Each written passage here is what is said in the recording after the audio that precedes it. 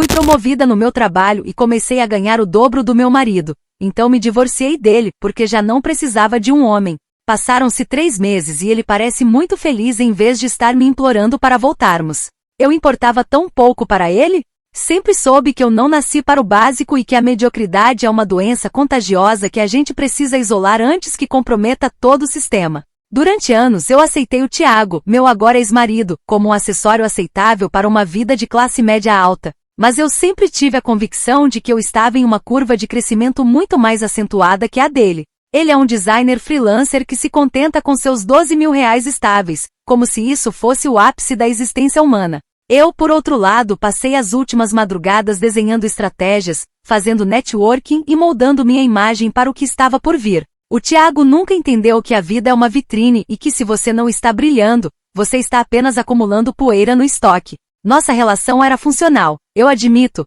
mas faltava aquele brilho de exclusividade que só o sucesso financeiro pesado pode proporcionar. O dia em que assinei meu novo contrato como diretora sênior foi o divisor de águas que eu já esperava, mas a sensação de poder superou qualquer expectativa. Com um salário de R$45.000 mais bônus e benefícios, eu subitamente me senti em uma categoria de elite onde o Tiago simplesmente não se encaixava mais. Olhei para ele naquela manhã e vi um homem vestindo uma camiseta de algodão comum, preocupado com o prazo de um logotipo, enquanto eu estava prestes a gerenciar orçamentos milionários. Foi um descompasso estético e financeiro tão profundo que chegava a ser desconfortável, como usar uma bolsa falsificada em um evento de luxo. Eu não conseguia mais ignorar o fato de que eu era uma Ferrari estacionada em uma garagem de subúrbio. Ele não era um parceiro de vida, era um freio de mão puxado na minha ascensão social. A logística da nossa vida começou a me irritar profundamente naquele mesmo instante, especialmente os detalhes financeiros que ele considerava normais.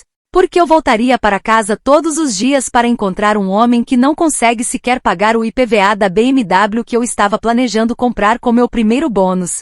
A ideia de dividir o meu novo estilo de vida com alguém que não contribui na mesma proporção me parecia uma injustiça contra o meu próprio esforço. Eu não queria alguém para me apoiar emocionalmente, eu queria um igual, alguém que somasse capital e prestígio ao meu nome. O Tiago era, aos meus olhos profissionais, um ativo depreciado que estava ocupando um espaço valioso no meu portfólio pessoal.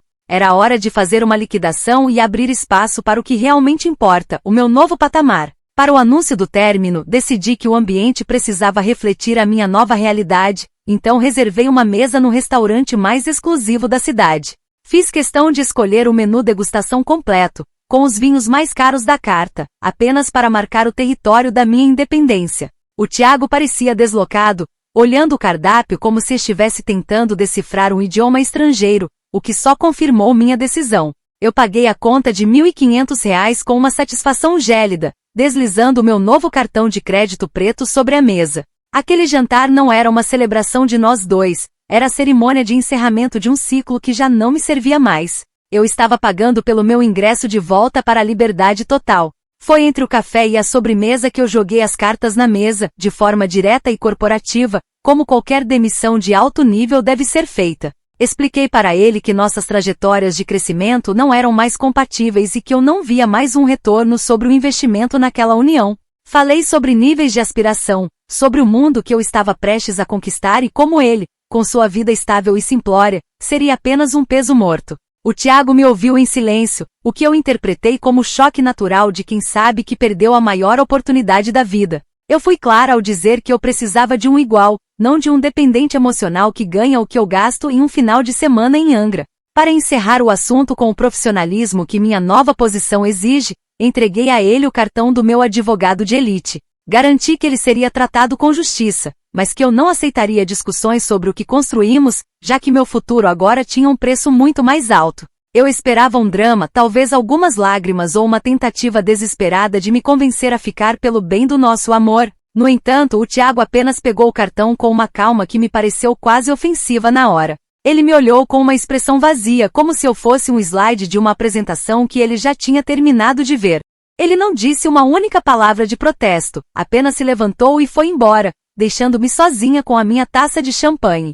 Senti uma onda de poder imediata enquanto o via caminhar em direção à saída, sentindo que finalmente tinha feito a limpeza necessária na minha vida.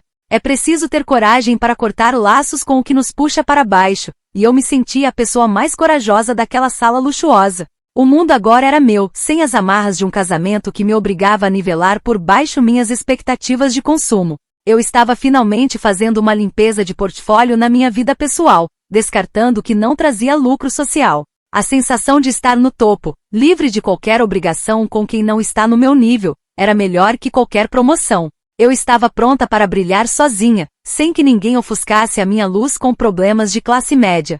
Comentários da história principal. Usuário Anônimo 1 diz: você fala do seu marido como se estivesse demitindo um estagiário de uma firma de contabilidade falida. É assustador como você reduziu anos de convivência e história a um simples contra-cheque de R$40 mil. No final das contas, o dinheiro compra a BMW, mas não compra a decência básica de tratar um ser humano com o mínimo de respeito. Resposta da OP: o casamento é, essencialmente, uma parceria estratégica e se um dos sócios para no tempo, a empresa quebra. Eu apenas agi com a racionalidade necessária para evitar um prejuízo emocional e financeiro ainda maior a longo prazo. Não é falta de empatia, é apenas uma gestão eficiente de recursos vitais para o meu sucesso. Usuário Anônimo 2 diz: R$12 mil por mês é um salário excelente para a maioria dos brasileiros, mas para você parece lixo. Sua obsessão por status é tão cega que você nem percebeu que o vazio no olhar dele não era choque, era alívio. Você acha que está subindo de nível, mas só está ficando mais solitária em um pedestal de plástico. Resposta da OP: para quem tem visão de águia, qualquer valor abaixo de 5 dígitos estáveis é apenas ajuda de custo de estagiário. Eu não aceito menos do que a excelência e se isso me torna solitária aos olhos dos medíocres, que assim seja. Prefiro estar no topo sozinha do que em uma mesa de jantar discutindo como economizar no supermercado. Atualização 1. Já se passaram 2 semanas desde que eu finalmente me livrei do peso morto que era o meu casamento. O processo de mudança foi revigorante, pois deixei para trás cada objeto que me lembrava daquela vida limitada e sem brilho. Mudei-me para uma cobertura que condiz com o meu novo status de diretora sênior, com vista para o melhor bairro da cidade. O condomínio é caríssimo, mas o valor é um pequeno preço a pagar pela exclusividade de não ter que encontrar gente comum no elevador. Eu sinto que cada metro quadrado desse novo apartamento exala o sucesso que eu tanto persegui. Minha vida agora é um catálogo de luxo e eu faço questão de que cada detalhe reflita a minha superioridade financeira. Apesar de toda essa glória, notei algo irritante enquanto eu organizava minha nova rotina de mulher poderosa. O Tiago, em vez de estar em algum buraco lamentando a perda, mudou-se para um loft pequeno na Vila Madalena. Eu sei disso porque fiz questão de passar por lá com meu carro novo, uma BMW zerada, só para conferir a decadência de perto. Eu esperava vê-lo carregando caixas com uma expressão de derrota, talvez até com o rosto inchado de tanto chorar pela minha ausência. Eu queria ver o contraste entre a minha nova vida cinematográfica e a pequena existência que restou para ele. Afinal, é natural que o lado perdedor sofra com a visão do sucesso absoluto do vencedor. No entanto, o que eu presenciei foi uma cena que me deixou genuinamente confusa e, para ser sincera, bastante indignada. Eu o vi na calçada, rindo com os entregadores de mudança, segurando uma cerveja de garrafa qualquer como se estivesse em um churrasco de domingo. Ele parecia leve, sem a pressão que eu sempre fiz para que ele se vestisse melhor ou se comportasse como um homem de negócios. Aquela falta de compostura e de tristeza profunda só pode ser um mecanismo de negação muito bem treinado. Ninguém em sã consciência fica feliz ao trocar uma mulher como eu por um loft de solteiro e cerveja barata. Ele está claramente fingindo que está bem para não me dar o gosto da vitória, o que é de uma infantilidade tremenda. Para garantir que a realidade batesse à porta dele, decidi usar as redes sociais como minha ferramenta de comunicação indireta. Postei uma foto da minha nova bolsa da Prada, posicionada estrategicamente no banco de couro da BMW, com a legenda "subindo de nível sempre". Eu sei que ele viu, eu sei que o círculo de amigos dele acompanha cada passo meu com uma mistura de inveja e admiração. A mensagem era clara: eu estou na elite, enquanto ele está bebendo na calçada com subalternos. Eu esperava que aquela imagem fosse o gatilho para ele finalmente perceber o que perdeu e me enviar um texto desesperado. Eu queria ver o "sinto sua falta", ou cometi um erro pipocando na minha tela de notificações. Mas o silêncio dele foi absoluto, e isso está começando a parecer um insulto calculado ao meu valor de mercado. Como ele ousa não reagir à minha óbvia superação e ao meu brilho ofuscante? A falta de uma mensagem, de uma curtida, ou até de um comentário de ódio é uma afronta à lógica da nossa história.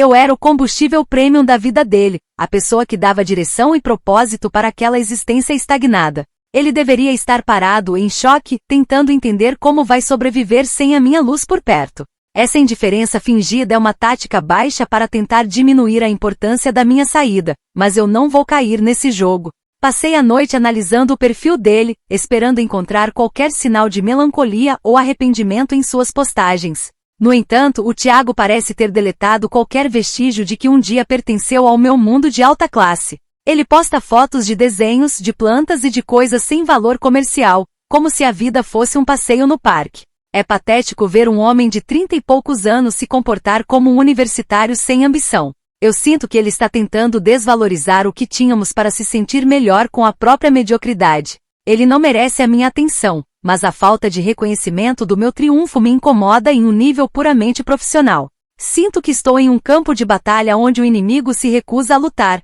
o que é extremamente frustrante para quem gosta de vencer. Eu conquistei tudo o que planejei, mas a plateia que eu mais queria humilhar parece ter ido embora no meio do espetáculo. Minha cobertura é linda, minha carreira está no auge, mas a ausência do lamento dele deixa um gosto estranho na minha boca. Eu preciso que ele sofra para que o meu sucesso seja completo e validado pelo mundo. Se o Thiago não está miserável, então a minha partida não teve o impacto devastador que eu projetei. Mas eu sei que é apenas uma questão de tempo até a realidade financeira bater e ele vir rastejando atrás do meu prestígio. Comentários da atualização 1.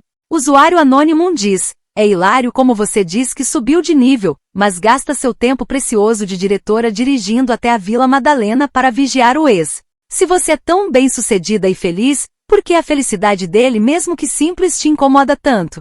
Parece que a BMW nova não consegue preencher o buraco que o ego dele deixou ao não te implorar para voltar. Resposta da OP: eu não estava vigiando, estava apenas fazendo uma auditoria da decadência para confirmar que minhas decisões estratégicas foram corretas. O sucesso exige monitoramento da concorrência e dos ativos descartados para garantir que não houve perda de oportunidade. A felicidade dele é apenas uma ilusão de quem não tem metas reais na vida. Usuário anônimo 2 diz: o Thiago parece finalmente ter encontrado a paz que não tinha vivendo com uma planilha de Excel humana. Talvez ele esteja rindo porque o fardo de ter que te agradar e seguir seus padrões fúteis finalmente acabou. Enquanto você posta bolsas de grife para provar algo, ele está vivendo de verdade sem precisar de aprovação. Resposta da OP: paz é o consolo de quem não tem competência para lidar com o caos do sucesso e da alta performance. Eu era o motor que impulsionava a vida dele e sem mim, ele é apenas um barco à deriva fingindo que gosta de estar parado. Ele deveria estar de luto pela perda do acesso ao topo da pirâmide social que eu proporcionava. Atualização 2. Já se passou um mês desde a última atualização e as burocracias do divórcio finalmente exigiram um encontro presencial. Tivemos que nos reunir para finalizar a divisão de bens menores, aquelas coisas que sobraram e que eu sinceramente nem queria, mas fiz questão de disputar por princípio. Escolhi um conjunto da Lelis Blanc impecável, com um corte que grita autoridade e sofisticação, apenas para lembrá-lo do padrão de mulher que ele nunca mais terá. Eu queria que ele sentisse o contraste entre a minha elegância executiva e o ambiente burocrático do escritório do advogado. Cada detalhe do meu visual foi planejado para ser uma lição visual sobre o que acontece quando se perde um ativo de alto valor. O Thiago, para minha surpresa e irritação, apareceu vestindo uma camiseta básica e calça jeans, parecendo que tinha acabado de sair da academia. Ele estava incrivelmente relaxado, com uma postura que eu nunca vi durante nossos anos de casamento. Não havia olheiras, não havia tensão nos ombros, apenas uma calma que me pareceu um deboche silencioso à minha agenda lotada. Ele me cumprimentou com um aceno casual, como se fôssemos apenas conhecidos de longa data, ignorando totalmente o peso da minha presença. Eu esperava que ele ficasse intimidado com o meu brilho, mas ele parecia estar em um estado de espírito que eu não conseguia alcançar. Durante a reunião, eu não consegui me conter e passei 20 minutos reclamando da baixa qualidade dos meus novos subordinados na empresa.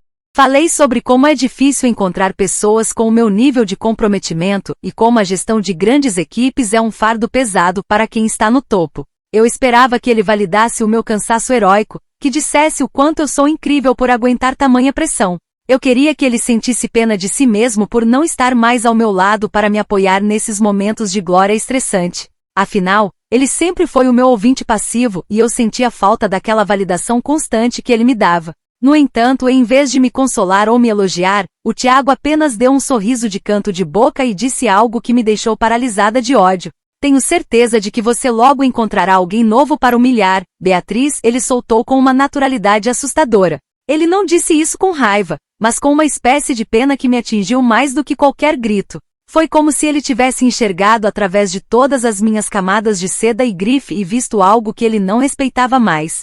A audácia dele em me rotular de humilhadora, quando eu apenas exijo excelência, é a prova de que ele nunca esteve à minha altura intelectual. Para encerrar a reunião com um golpe de misericórdia, joguei sobre a mesa a cláusula de renúncia de pensão que eu mesma pedi para incluir. Fiz um pequeno discurso sobre como eu estava sendo generosa em não exigir nada dele, tratando o gesto como uma caridade para um antigo colaborador da minha vida. Eu queria que ele se sentisse pequeno, dependente da minha boa vontade para manter sua vidinha medíocre sem complicações financeiras. Eu esperava que ele discutisse, que tentasse negociar ou que pelo menos demonstrasse algum tipo de ressentimento por eu estar esfregando minha riqueza na cara dele.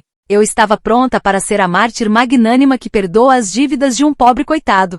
Mas o Tiago nem sequer leu o documento com atenção. Ele apenas pegou a caneta e assinou cada página com uma rapidez que me ofendeu profundamente.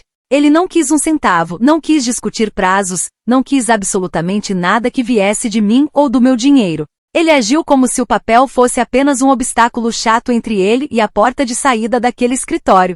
A sensação que eu tive foi de que ele estava pagando um resgate para se livrar de mim, e não recebendo uma concessão generosa. Ele não valorizou o meu capital porque, claramente, é um homem desprovido de ambição e de visão estratégica. Quando ele se levantou para sair, ele nem olhou para trás para ver a minha expressão de triunfo, que rapidamente se transformou em uma careta de frustração. Ele saiu dali assobiando uma música qualquer, deixando-me com meus advogados caros e meus papéis assinados que agora pareciam sem sentido. Eu venci a disputa legal, fiquei com tudo o que eu queria, mas a vitória teve um gosto de cinzas. O Tiago não pareceu um homem que perdeu uma rainha, mas sim alguém que finalmente conseguiu se desvencilhar de um peso insuportável. Eu saí daquele prédio sentindo que de alguma forma, eu fui a única que saiu perdendo algo valioso naquela tarde. Comentários da atualização 2. Usuário anônimo diz: você tentou usar o dinheiro como uma coleira, mas o Tiago te mostrou que a liberdade dele não tem preço. Ele assinou os papéis sem olhar porque cada segundo a mais do seu lado era uma perda maior do que qualquer conta bancária. É triste ver alguém que mede o valor de um gesto de caridade,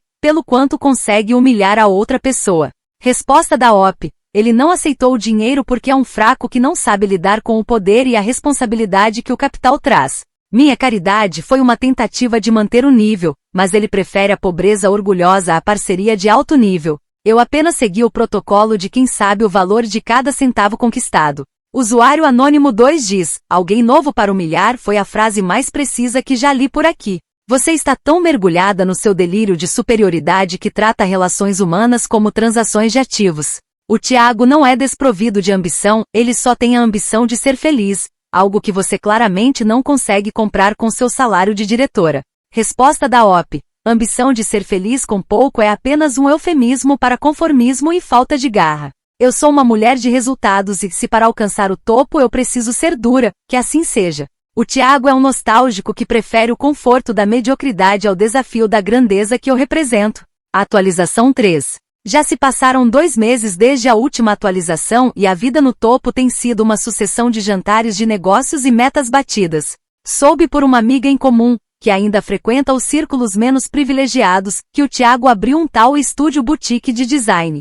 A notícia me fez rir, pois eu imaginei um cubículo mal iluminado onde ele tenta vender logos para padarias de bairro. Decidi, em um momento de pura benevolência estratégica, enviar um e-mail profissional para ele, oferecendo uma mentoria gratuita. Eu poderia conectá-lo com meus clientes de alto nível, pessoas que ele nunca teria a chance de conhecer sozinho, puramente para mostrar que ainda sou eu quem detém as chaves do reino. Eu escrevi o e-mail com todo cuidado, usando termos corporativos e mantendo um tom de superioridade velada, como se estivesse fazendo um favor humanitário. Eu queria que ele visse que mesmo após o divórcio, eu ainda sou a figura de autoridade que pode validar ou destruir a carreira dele. Era uma demonstração de poder disfarçada de cortesia profissional, uma forma de lembrá-lo de que ele ainda é um satélite orbitando o meu sucesso. Eu esperava uma resposta agradecida, talvez um pouco submissa, reconhecendo que ele precisava da minha influência para não falir em 6 meses. Eu estava pronta para ser a mentora arrogante que ele teria que suportar para ter sucesso. A resposta dele, no entanto, veio em menos de 1 hora e foi como um tapa de luva de pelica no meu rosto perfeitamente maquiado. Não, obrigado, Beatriz. Na verdade, estou recusando clientes para poder aproveitar meus fins de semana. Algo que eu não fazia há anos, ele escreveu de forma curta e grossa. Que audácia desmedida é essa de recusar crescimento por causa de tempo livre? A ideia de que alguém possa escolher o lazer em vez de escalar um negócio me dá náuseas. É um insulto a tudo que eu construí. Ele está sendo medíocre por opção, o que é o pecado capital no meu mundo de alta performance. Essa recusa me deixou obcecada de uma forma que eu não gostaria de admitir, e me pego olhando o Instagram dele quase todas as noites antes de dormir. O que eu vejo lá não faz sentido dentro da minha lógica de sucesso e produtividade constante. O Thiago está fazendo trilhas em lugares remotos, pintando telas que provavelmente não valem nada e o pior de tudo, ele está sorrindo em todas as fotos. Não é aquele sorriso ensaiado para fotos de perfil do LinkedIn, é uma expressão de contentamento genuíno que me irrita profundamente. Ele parece estar vivendo uma vida que não tem nenhuma relação com o saldo bancário ou com o status social. Enquanto isso, minha vida se resume a 80 horas semanais de reuniões tensas e jantares caros comidos em total solidão. Eu sento em mesas de mármore, em restaurantes premiados, cercada por pessoas que só estão ali para tentar conseguir alguma vantagem profissional. Não há conversas reais, apenas negociações disfarçadas de socialização, onde cada palavra é medida para não demonstrar fraqueza. Eu tenho o cargo, eu tenho o carro do ano, eu tenho a cobertura, mas a sensação de isolamento é uma companhia constante. O Thiago parece ter preenchido o tempo dele com experiências, enquanto eu preenchi o meu com objetos e obrigações corporativas. Eu tento me convencer de que ele está apenas postando uma fachada, que ninguém pode ser feliz recusando clientes e vivendo de forma tão simples. Eu repito para mim mesma que o lazer é para os desinteressantes, para aqueles que não têm nada de importante para contribuir com o mundo. Mas a dúvida começa a corroer minha segurança cada vez que vejo uma foto dele rindo em volta de uma fogueira com amigos que eu nem conheço. Por que ele parece tão pleno enquanto eu me sinto exausta e cercada por tubarões? Eu sou a diretora, eu sou a vencedora da história, mas ele é quem parece estar no comando da própria vida.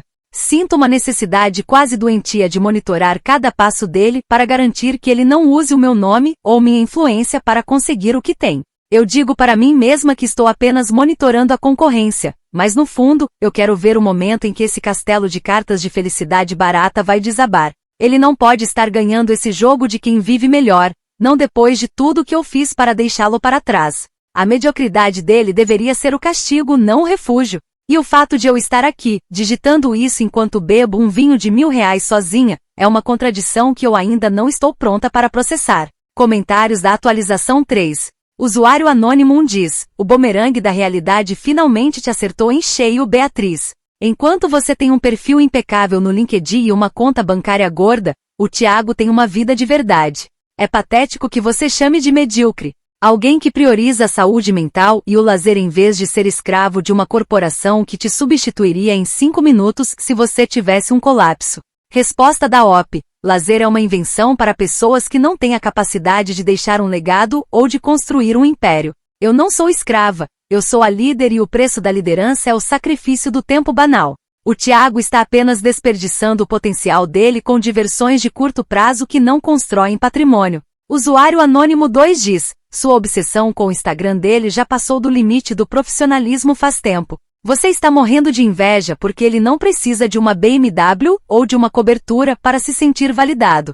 Você monitora os fins de semana dele porque, no fundo, sabe que os seus são vazios e cheios de pessoas interessadas apenas no seu cargo. Resposta da OP. Eu não sinto inveja de quem escolhe retroceder na carreira para brincar de artista em um estúdio boutique. Meu monitoramento é uma medida de segurança para proteger o meu nome de qualquer associação com a falta de ambição dele.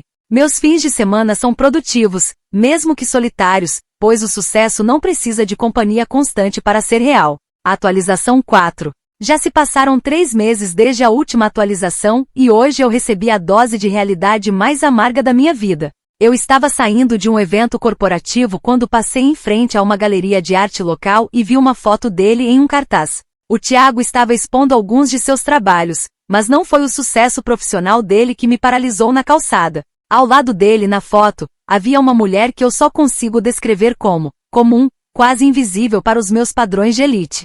Soube depois que ela é uma professora de escola pública, alguém que provavelmente nunca usou um sapato de grife na vida. O choque veio quando eu os vi pessoalmente, saindo da galeria pouco depois, rindo e conversando com uma naturalidade que eu desaprendi a ter. Eles não foram para um restaurante de luxo ou para um evento exclusivo para celebrar a exposição.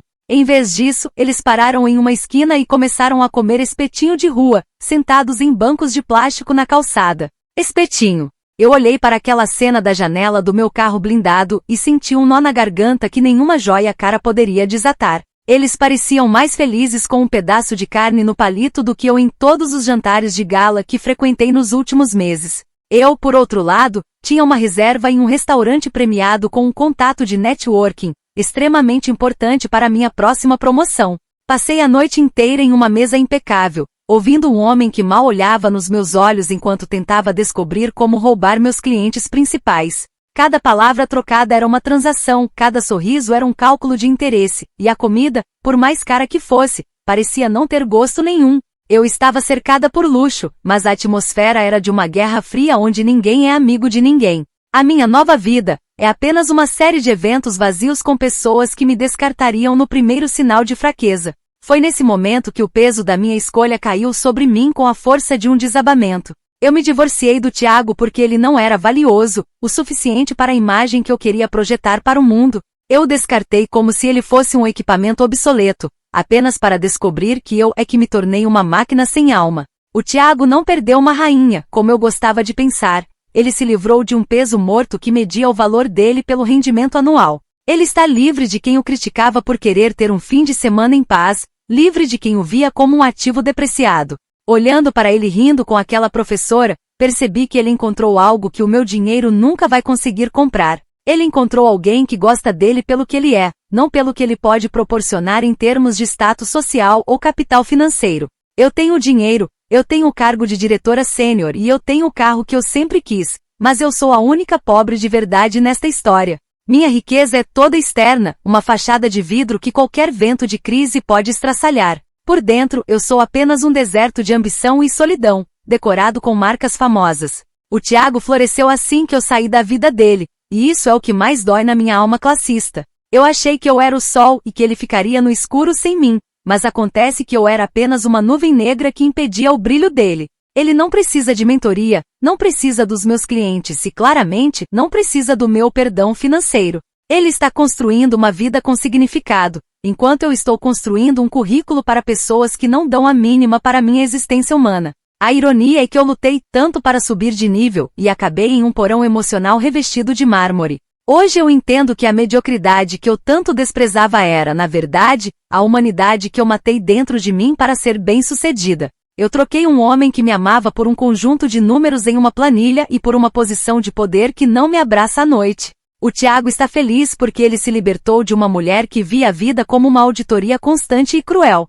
Eu tenho tudo o que eu disse que queria, mas daria metade do meu salário agora mesmo para ter um décimo da paz que vi naquele rosto dele comendo espetinho. Infelizmente a minha nova vida não aceita devoluções e eu estou presa no topo de um arranha-céu que eu mesma construí, morrendo de frio.